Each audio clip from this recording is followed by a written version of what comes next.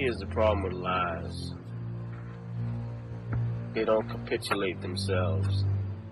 They're not random. They're forced. They're given thought. They're idealized. And they're... what's the word I'm looking for?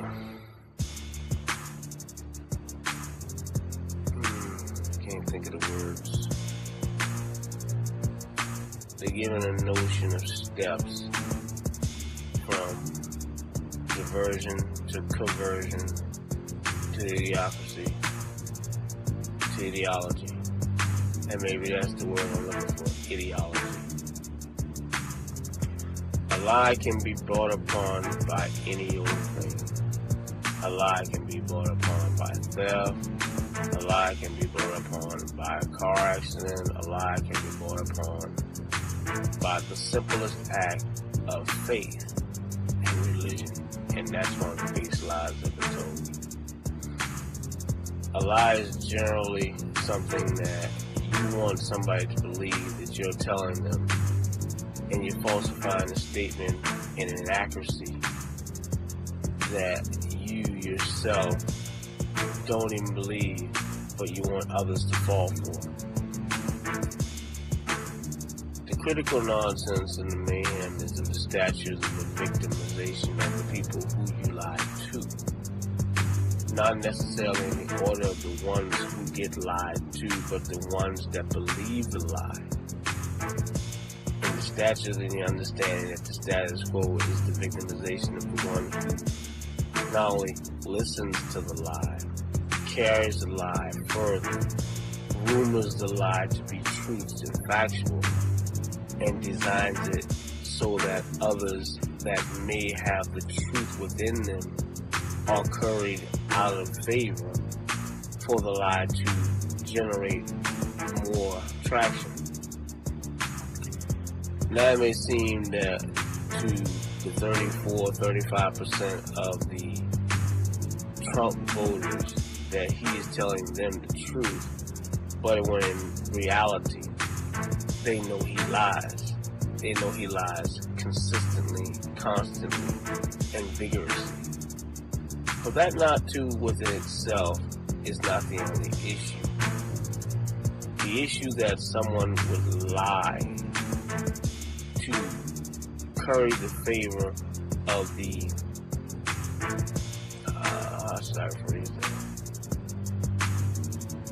the ignorant, or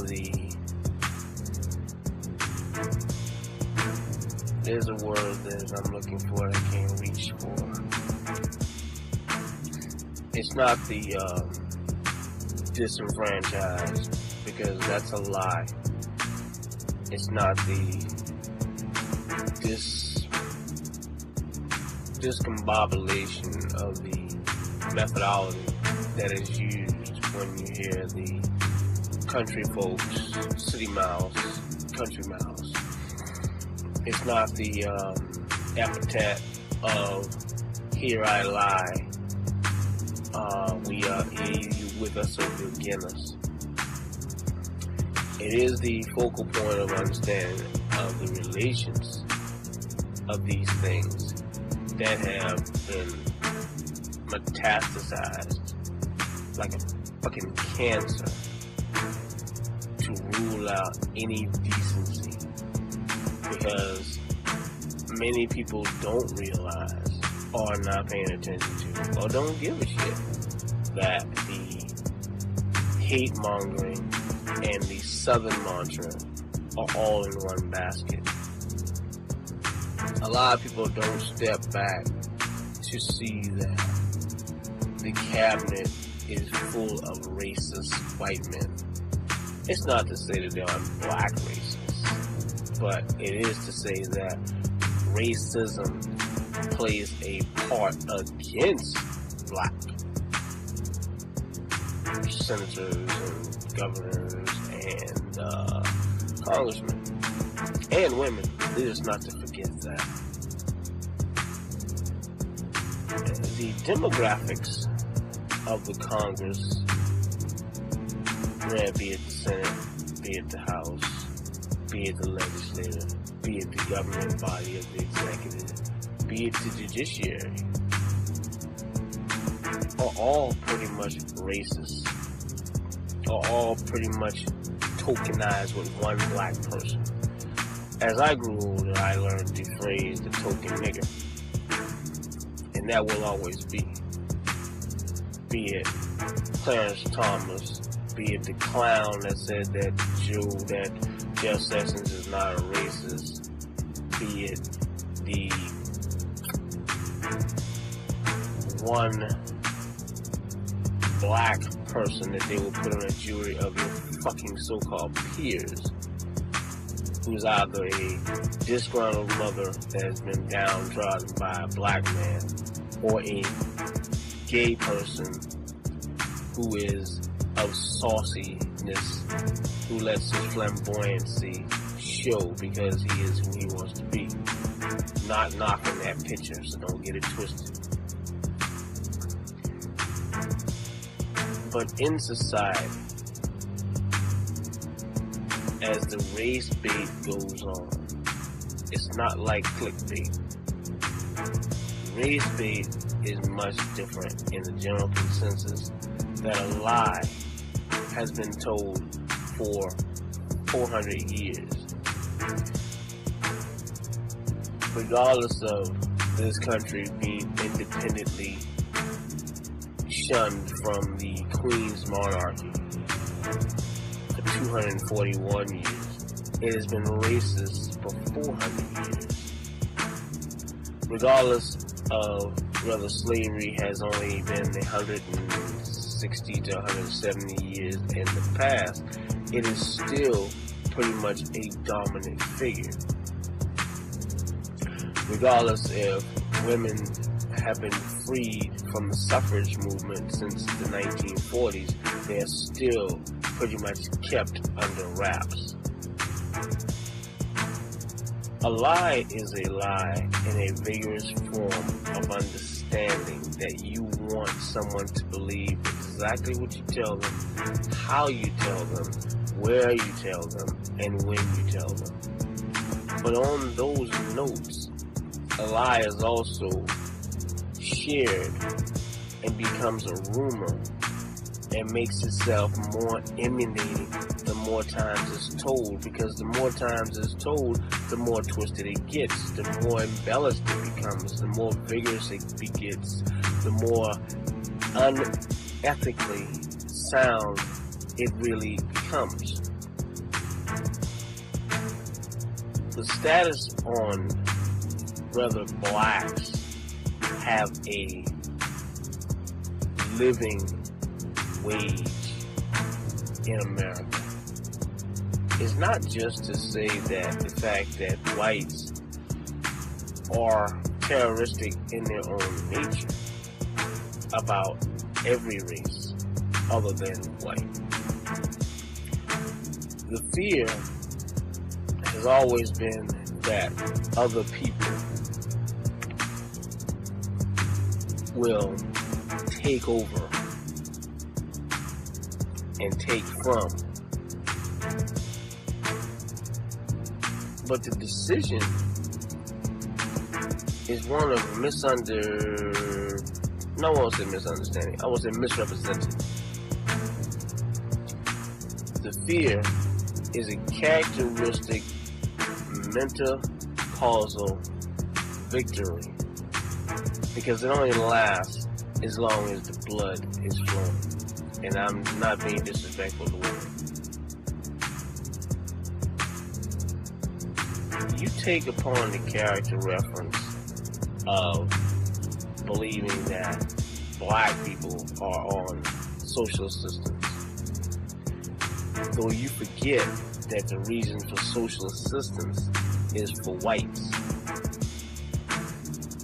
You take upon the issue that blacks are lazy because you took them from slavery, forcing them to work on your fields, to living in a project, ghetto, hood, barrio by Mexican standards environment. And you blame the same people for their downtroddenness that you put upon them. This is also a lie. The massive notion of idiocracy for blacks has been religion and music after slavery, before slavery, and during slavery. There was no curtailment of the lie that has been forced upon the children of slaves. As for, there has been no curtailment of the lie of the slave owners' children that were children of slaves, of owners of slaves. The massive, meticulous manipulation is the foregone conclusion of a step and steps of ridiculous ideas that 1, slavery is good, 2, religion is your keeper, 3, white is the only right.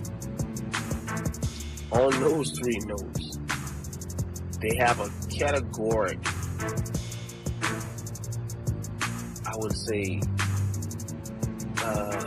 chronological inference to society in itself as a whole, which gives the same analogy to hate, or gives the religion, gives the mainstay of hate, and gives the probability that there will be hate, and encourages that hate. This all metastasizes itself from a lie. As I've said before, there is no forefathers. There were white men whose other ancestors came from England on the theory of religious persecution, separated themselves because they separated. They didn't separate. They segregated themselves. Separate might not be a word, but it is in a theory of knowing that a lie is always a lie, regardless of how it is you place it. I think it's a couple of the greatest lies ever told was Columbus discovered America when Amerigo Vespucci discovered America. He just left it and went about his fucking business. Another lie that's told is that the founding fathers discovered America when Indians were here long fucking before any white man, and Mexicans were here long before the Rio Grande, or long before Alamo. I'm phrasing myself. And the hypocrisy, or the hypocrisy, of the laid in the water, or the Book of Job, when my sacrifices are my own sacrifices, or Deuteronomy, an eye for an eye, is laid out from John 16, and it's hard in its hypocritical stance to figure out how it is that white man, you know, when I say the words white man, and I don't say white people, because it's not all white people, it's white man, have derived themselves as master in chief and king of all, rewriting text from the book of James to the old to the new, summarily bringing themselves to be above all, if nothing else, above other colors of people.